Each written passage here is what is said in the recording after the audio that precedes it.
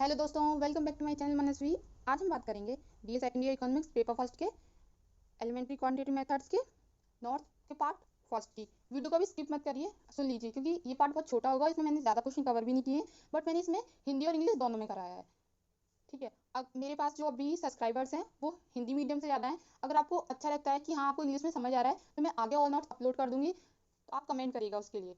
Otherwise वरना मैं हिंदी में ही नोट्स अपलोड करूंगी जैसे मैंने पब्लिक फाइनेंस के किए थे। राइट, चलिए स्टार्ट करते हैं हमारी अपनी वीडियो को। तो हमारा पहला क्वेश्चन है, परिमाणात्मक प्रविधियों तकनीकों से आप क्या समझते हैं? व्यावसायिक तथा औद्योगिक जगत में इसके उपयोग एवं महत्व का वर्णन कीजिए। Right, what is the mean of quantitative method, describe it's use and importance in commercial and industrial world. ठीक है, कमर्शियल और इंडस्ट्रियल वर्ल्ड में इसके क्या यूज होते हैं और क्या इंपॉर्टेंस है। राइट, आगे चलते हैं। परिमाणात्मक पहले हम हिंदी में समझते हैं, फिर हम इंग्लिश में देखेंगे।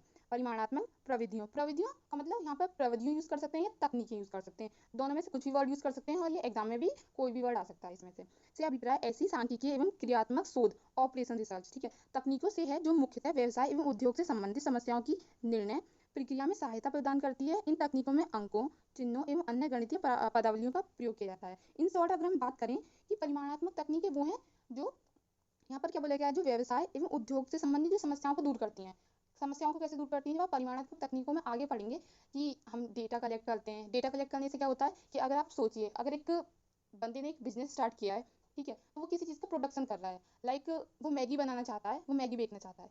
तो वो मैगी किस हिसाब से बनाए, किस एरिया के लिए, कि कितना डिस्ट्रीब्यूशन होगा, कितने लोग खरीदेंगे, ये सब सर्वे, ये सब डेटा जो इकट्ठा होगा वो किसकी मदद से होता है, वो परिमाणात्मक तकनीक की मदद से होता है। ठीक है, क्वांटिटेटिव मेथड्स की मदद से होता है। इससे क्या होगा, उसे आइडिया हो जाएगा कि लगभग उसके पास कितने कंज्यूमर्स हैं जो उसका प्रोडक्ट खरीदेंगे, तो वो उसके अकॉर्डिंग अपनी प्रोडक्ट बनाएगा। तो इससे जो बिजनेसमैन है, जो वहाँ का मैनेजमेंट है, उसको क्या होगा, उसको लॉस नहीं होगा। तो ये सब व्यवसाय और उद्योग से संबंधित समस्याओं का समाधान के लिए यूज होती हैं। ठीक है, सिंपल बात है, कहाँ यूज होती है परिमाणात्मक तकनीक? व्यवसाय एवं उद्योगों की जो मुख्य समस्याएं होती हैं उनको दूर करती हैं। और कैसे करती हैं, इनमें क्या यूज होता है, गणितीय पदावली। क्यों, जब हम किसी भी जगह का डेटा या रिसर्च करेंगे तो वो किसके रूप में इकट्ठा करेंगे, गणित के रूप में ही तो रिसर्च करेंगे। राइट, अगर आपको ये और वैसे समझना है वीडियो, तो मैंने चैप्टर फर्स्ट के ऊपर अलग से वीडियो बना रखा है चैनल पर, आप जाके देख सकते हैं। चलिए स्टार्ट करते हैं, आगे चलते हैं। ठीक है, अब यहाँ पर है इंग्लिश में, quantitative techniques can be defined as those statistical techniques and operation techniques which help in decision making problems of business and industry. किस में हेल्प करती हैं, जो हमारी जो प्रॉब्लम्स आती हैं बिजनेस और इंडस्ट्री में, वहाँ पर डिसीजन मेकिंग, हम किस तरीके से डिसीजन ले सकते हैं, वहाँ पर हेल्प करती हैं। राइट, इतना समझ आ गया होगा। अब परिमाणात्मक तकनीकों का वर्गीकरण, क्लासिफिकेशन ऑफ क्वांटिटेटिव टेक्निक्स, ये 3 प्रकार की होती हैं। There are 3 types of quantitative techniques method. Okay, गणितीय तकनीकें, मैथमेटिकल टेक्निक्स, सांख्यिकीय तकनीकें, स्टैटिस्टिकल टेक्निक्स, क्रियात्मक शोध तकनीकें, ऑपरेशन रिसर्च टेक्निक। ये सब हम एक एक करके आगे पढ़ेंगे आने वाले वीडियोज में। राइट, आगे चलते हैं। मैं फिर से बोल रही हूँ, ये बहुत छोटा वीडियो है, मैंने ज़्यादा क्वेश्चन कवर नहीं किए हैं इसमें, बट मैंने यहाँ पर हिंदी और इंग्लिश दोनों में कवर किया है। अगर आपको लगता है कि हाँ आपके लिए यूजफुल है तो आप कमेंट करिएगा, मैं तभी इंग्लिश में आगे नोट्स बनाऊंगी जब मुझे लगेगा आप वीडियो को शेयर कर रहे हैं, चैनल सब्सक्राइब हो रहा है, वरना मैं इसके ऊपर अपना टाइम इन्वेस्ट नहीं करूंगी। राइट, आगे चलता है। सांख्यिकीय तकनीकें, स्टैटिस्टिकल टेक्निक्स क्या होती हैं, इसके ऊपर बात करते हैं। ठीक है, मैंने यहाँ पर गणितीय तकनीकें बाय मिस्टेक ये रॉन्ग हो गया है, बट आप गणितीय तकनीकों में अपनी लैंग्वेज में लिख सकते हैं। वो चीज़ें जहाँ पर हम गणित के टर्म्स का यूज़ करते हैं, लाइक डिटर्मिनेंट हो गया, मैट्रिक्स हो गया, जैसे हिंदी में सारणिक, आव्यूह, अवकलन, समाकलन, ये सब बोलते हैं। ठीक है, ये आप अपनी लैंग्वेज में लिख लीजिएगा।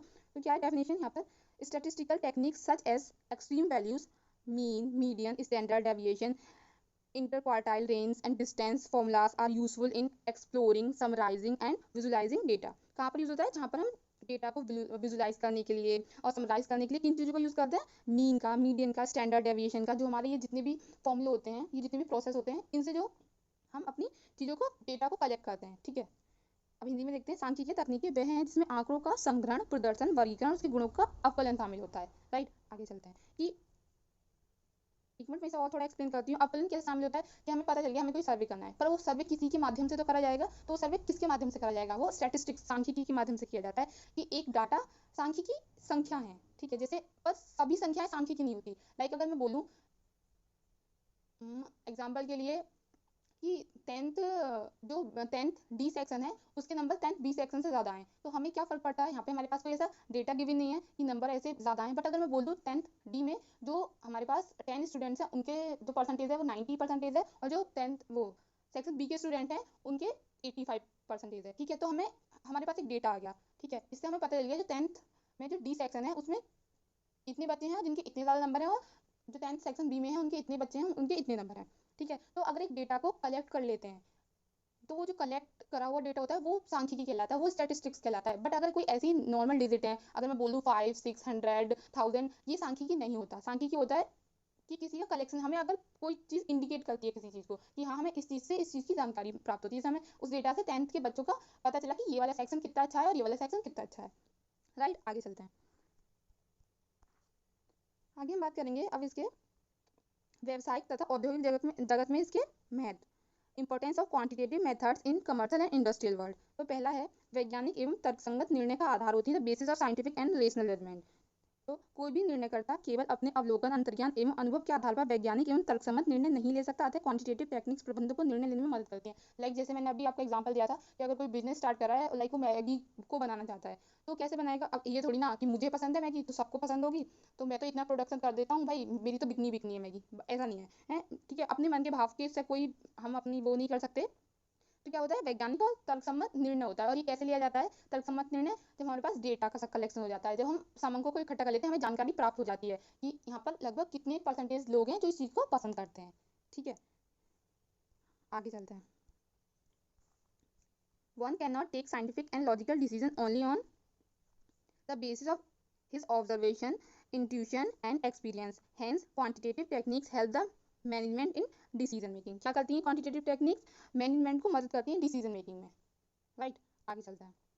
अब हम सेकंड पढ़ेंगे, निर्णय की विभिन्न परिस्थितियों के अंतर्गत निर्णय लेने में सहायक होती हैं, helping in decision making under various circumstances of decision. पहला क्या है, निश्चितता, सर्टेनिटी, जोखिम, रिस्क। तीसरा अनिश्चितता, अनसर्टेनिटी। इन तीनों में मदद करती हैं। अब तीनों में कैसे मदद करते हैं, अगर हम निश्चितता, सर्टेनिटी की बात करें कि अगर कोई प्रोडक्शन कर रहा है, उसे पता है कि उसके भविष्य में आने वाला जो वो चीजें बना रहा है, उत्पाद पैदा कर रहा है, वो बिकी जाएगा। अगर हम एक एग्जांपल लें तो हम बात कर सकते हैं छोटी से गोलगप्पे के ठेले की। आप नॉर्मली देखते होंगे अपने आसपास के एरिया में, ठीक है, जो भी भाई या अंकल लगाते हैं वो ठेला, तो उन्हें अंदाजा होता है कि वो सुबह आते हैं शाम को चले जाते हैं, शाम को लगभग उनका सारा जितना भी उनके पास माल होता है वो सब बिक जाता है। तो क्या है, उनके पास निश्चितता है कि हाँ भाई इतना बिकने वाला है, तो मैं इतना ही अपना बनाऊंगा, 1-2 किलो आटे के गोलगप्पे और इतने मेरे बिक जाएंगे। ये तो होगी उनकी निश्चितता कि उन्हें पता है इतना बिकेगा। बट जोखिम और अनिश्चितता कहाँ पैदा होती है, जहाँ पर एकदम कोई नया काम कर रहा है, ठीक है, एकदम किसी ने बिल्कुल नया स्टार्ट कर दिया। अगर आप सपोज दैट गोलगप्पे वाले भैया, अगर कोई गांव है, अब तो पिज्ज़ा सब जानते हैं, बट स्टार्टिंग में जब बहुत कम लोग जानते थे, उन्होंने वो सोचते हैं कि मैं गोलगप्पे नहीं, मैं तो भैया पिज्ज़ा बेचूंगा, ठीक है। तो अब वो क्या है, वो जोखिम और अनिश्चितता है, किसी को नहीं पता उस एरिया के लोग जो गोलगप्पे पसंद करते थे वो पिज्ज़ा पसंद करेंगे भी या नहीं करेंगे, उनका वो बिकेगा भी या नहीं बिकेगा। ये क्या कहलाएगी, यही जोखिम और अनिश्चितता कहलाएगी, राइट। आगे चलते हैं। तीसरा है व्यवसायियों को अनुमान करने एवं भावी नियोजन में सहायक, helping businessman in forecasting and future planning, ठीक है। आज के युग में सफल व्यवसायी उसे ही कहा जाता है जिसका अनुमान यथार्थता के सर्वाधिक निकट होता है। परिमाणात्मक तकनीकों द्वारा व्यवसाय में उद्योगों के विभिन्न घटकों के संबंध में सर्वोत्तम अनुमान लगाए जा सकते हैं। तो यहाँ सिंपल बात बोल रहे हैं ये इसमें कि एक सफल बिजनेसमैन, एक सक्सेसफुल बिजनेसमैन कौन होता है, जो आने वाले भविष्य का अनुमान लगा सके अपनी कंपनी को लेकर। हाँ मेरी कंपनी इतना ग्रोथ करने वाली है, मेरा प्रोडक्शन इतना होगा, मेरे कंज्यूमर्स मेरे सामान को इतना ज़्यादा खरीदेंगे, तो ये पहले से पता कर ले, ऐसा नहीं उसका लॉस हो जाए, ठीक है। आगे चलते हैं। तो in today's era a successful businessman can be called the ones whose estimate is closest to reality. Quantitative techniques can be used to make best estimates regarding various components of business and industry. Estimate से यहाँ क्या मतलब है कि एक अच्छा businessman वही होता है जो अच्छा जजमेंट दे सके आने वाले फ्यूचर को लेके, राइट। आगे चलते हैं। हमारे पास 4 है, अनुमानों की विश्वसनीयता की जांच करना, checking the reliability of estimates, या एस्टिमेट्स की जगह आ सकता है अजम्पशंस, ठीक है। फ्रॉम द, और ये कैसे विश्वसनीयता की, अनुमान क्या है, जो हम बस अनुमान लगा लेते हैं कि जैसे मैंने अभी बताया, वो गोलगप्पे वाले को अनुमान लगा लेता है कि मेरे इतने गोलगप्पे बिकेंगे। ये अनुमान कैसे लगाया होगा, वो स्टार्टिंग में उसने 10-15 दिन जब अपना गोलगप्पे बेचे होंगे, तो उसको अंदाजा हो गया होगा, उसे लगभग उसके दिमाग में डेटा कलेक्ट हो गया होगा कि हाँ मेरे लगभग 2 से 3 किलो आटे के गोलगप्पे बिकते हैं, ठीक है। अगर वो पहले दिन 6 से 7 किलो आटे की बना के लेके गया होगा, तो वो चौथे या 5वें दिन से जितने उसके बिकते हैं उस हिसाब से लेके गया होगा। ये कैसे पता चला, उससे वहाँ के अनुभव से, मतलब उसने तो कोई रिसर्च नहीं करी, बट उसे वहाँ पर जब वो रोजाना ठेला लगाता है तो उसे पता चल गया लगभग कितने लोग आते हैं। तो ऐसे ही किसी भी कंपनी को कैसे पता चलता है, from the data we verify the estimate, data के थ्रू पता चलता है, जो हम कलेक्ट करते हैं किसके माध्यम से, स्टैटिस्टिक्स के माध्यम से, राइट। आगे चलते हैं। अब क्या है, व्यवसायिक उन्नति में सहायक, इनवैल्यूएबल इन बिजनेस, प्रशासन में सहायक, हेल्पफुल इन एडमिनिस्ट्रेशन, परिमाणात्मक प्रविधियों शासन क्या है, परिमाणात्मक प्रविधियां शासन के नेत्र हैं, क्या होती है, शासन की आंखें होती हैं। Quantitative techniques are the eyes of administration, ठीक है, जो मैंने वही सब है कि क्यों मदद करती है, क्योंकि परिमाणात्मक तकनीकों से हम डेटा कलेक्ट कर सकते हैं। आप इन सब में आप ये लिख दीजिएगा, आप समझ आ गया होगा आपको इतना, ठीक है। वैज्ञानिक ढंग से कृषि कार्यों में, मेथड्स ऑफ एग्रीकल्चर, बैंकिंग सेवाओं में, इन बैंकिंग सर्विस, राइट। आगे चलते हैं। अब हमारे पास यहाँ क्वेश्चन है, परिमाणात्मक प्रविधियां निर्णय प्रक्रियाओं का आधार है, इस कथन की व्याख्या कीजिए। Quantitative methods are the basis of decision making process, explain this statement. ये थोड़ा सा पार्ट लंबा हो रहा है, क्योंकि अगर किसी ने पढ़ा ही नहीं होगा अभी इकोनॉमिक्स का फर्स्ट पार्ट, तो उसे पता नहीं होगा सांख्यिकी क्या है, समंक क्या होते हैं। जो 1 से 2 पार्ट अभी आएंगे ना, वो थोड़ी से लॉन्ग आएंगे, क्योंकि उनमें ज़्यादा समझाना पड़ा है। जब आप एक बार उन्हें समझ जाएंगे, जो आगे वाले पार्ट आएंगे, क्योंकि जब हमने पब्लिक फाइनेंस किया था उसमें तो हमारे 4 पार्ट में वो कवर होगी थी वीडियो, बट इसमें ऐसा नहीं होगा। ये काफ़ी बड़ा इसकी यूनिट्स हैं, इसमें चैप्टर है, इसमें काफ़ी कवर करना पड़ेगा। बट आपको ये चीज़ें समझ में आ जाएंगी, जिसकी बेसिक टर्म्स हैं, तो आगे मुझे समझानी नहीं पड़ेंगी, जिससे आपकी जल्दी कवर हो जाएगा कोर्स, ठीक है। तो थोड़ा बड़ा वीडियो बनेगा, छोटी चीज़ों को बार बार समझाना पड़ रहा है, तो आप 1 से 2 बार देखिएगा। जो आने वाली वीडियोज़ में, लाइक मैंने आज सांख्यिकी परिमाणात्मक तकनीकें समझा दी, तो आगे वर्ड आएगा तो मैंने बिल्कुल एक्सप्लेन नहीं करूँगी, ठीक है। चलते हैं, क्वेश्चन क्या बोलता है। क्वेश्चन बोल रहा है, परिमाणात्मक प्रविधियां तकनीकें निर्णय प्रक्रिया का आधार है, ठीक है। निर्णय प्रक्रिया का आधार है, ये समझाने से पहले पहले क्वेश्चन का आंसर देखते हैं, फिर इसके ऊपर एक्सप्लेन करेंगे इसे, ठीक है। क्या है, परिमाणात्मक प्रविधियां निर्णय प्रक्रिया का आधार हैं। इस संबंध में विद्वानों का यह कथन उल्लेखनीय है कि किसी को उत्तर देने से पूर्व उस व्यक्ति को सुनना चाहिए, परंतु निर्णय करने से पूर्व कई व्यक्तियों को सुनिए, ठीक है। इंग्लिश में, hear one before you answer but several persons when you take decision to do things, right. आगे चलते हैं। निर्णय प्रबंधकों का एक महत्वपूर्ण कार्य माना जाता है। Decision making are considered an important function of managers. George R Terry ने लिखा है, यदि प्रबंधन का कोई विश्वव्यापी परिचायक चिन्ह है तो वह निर्णय है। If there is any universal identification mark of a manager, it is decision making, right. आगे चलते हैं, पहले हम इसका आंसर देख लेते हैं, फिर आपको समझ आएगा। अतः परिमाणात्मक प्रविधियां निर्णय प्रक्रिया का आधार है। Therefore quantitative methods are the basis of decision making. जो भी हमने अभी ये सारा समझाया है, कि ये बोलते हैं कि एक अगर दुनिया में कुछ है प्रबंधकों में, तो वो क्या है, प्रबंधक क्या है, मतलब यहाँ किसी बिजनेस, अगर कोई बिजनेस करता है, उसके सीईओ या उसके मैनेजर से, ठीक है। और यहाँ सांख्यिकी का बेस क्यों बोला है निर्णय को। अगर एक कंपनी, जैसे हम पीछे बात कर चुके हैं, एक बिजनेस तभी अच्छा ग्रो करेगा जब उसके लीडर्स अच्छे होंगे, जिनके पास इतनी कैपेबिलिटी होगी कि वो जो आने वाले इन फ्यूचर जो वो कुछ करने वाले हैं, उसके पास जो वो करेंगे, वो डेटा अच्छी तरीके से कलेक्ट कर सकें। लाइक आपने डायलॉग तो सुना ही होगा, अगर अपने दुश्मन को हराना है तो उसे अच्छे से जानो। इसी तरीके से किसी भी फील्ड में उतरना है, अगर किसी को, भाई किसी को बोलते हैं ना फैशन के फील्ड में जाना है, किसी को कॉस्मेटिक प्रोडक्ट बनाने हैं, नहीं किसी को क्लोथिंग कपड़े बनाने, फैशन में जाना है कि लड़कियों के कपड़े बनाने, पर कैसे बनाएगा, क्या करेगा, डेटा कलेक्ट करेगा, कैसे कि आज के टाइम में क्या ट्रेंडिंग में चल रहा है, कौन सा कलर ट्रेंडिंग में चल रहा है, कैसे कपड़े पहनना पसंद कर रही हैं, तो ये सब क्या करेगा, इसका निर्णय कौन लेगा, इसका निर्णय प्रबंधन लेगा। तो ये हुआ ना डिसीजन मेकिंग। तो सांख्यिकी का, परिमाणक तकनीकों का क्या होता है, आधार होता है निर्णय, राइट। इससे हमें ये एक्सप्लेन हो जाता है, पता चल जाता है। आगे चलते हैं।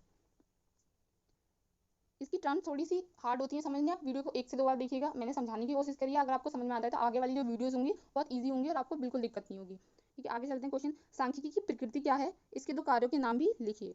What is the nature of statistics, also right the names of its 2 functions.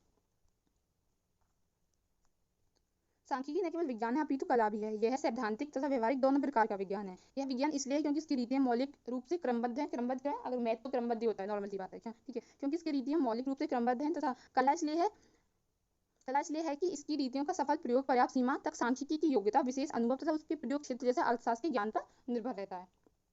अगर इसको मैं अभी समझाऊंगी तो बहुत डिटेल में जाना पड़ेगा, तो आप इसको थोड़ा याद कर लीजिए, क्योंकि हमारे पास बहुत कम टाइम है, हमें इसके अभी न्यूमेरिकल्स भी करने हैं, तो ये वाला पार्ट तो हमारा बहुत टाइम लेगा कवर होने में। Statistics is not only a science but also an art, ठीक है। Statistics methods are systematic and have a general application which makes it a science. Further, the successful application of these methods requires skill and experience of using the statistical tools. These aspects make it an art.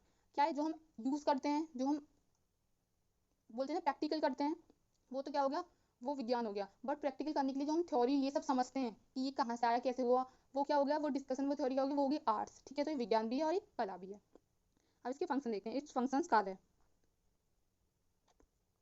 तो क्या है, पहला है अनुसंधान में सहायता देना, help in investigation, समंकों का वर्ग विभाजन करना, डिवीजन ऑफ डेटा, राइट।